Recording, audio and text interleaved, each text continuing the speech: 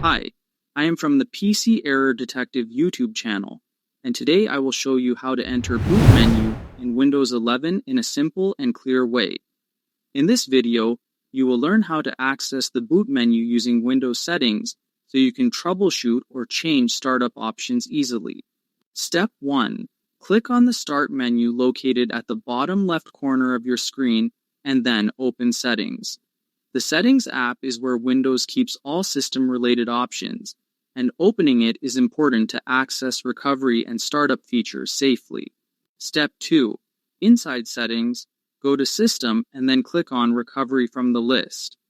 The Recovery section contains tools used to fix problems, reset Windows, or access advanced startup options when normal startup is not enough.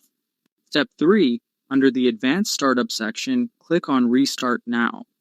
This option restarts your computer in a special mode that allows you to access troubleshooting and boot-related settings instead of starting Windows normally. Step 4. Once your PC restarts and a blue screen appears, select Troubleshoot. This menu is designed to help fix startup issues and gives you access to advanced tools needed to manage how Windows starts. Step 5. Click on Advanced Options to access the boot menu options.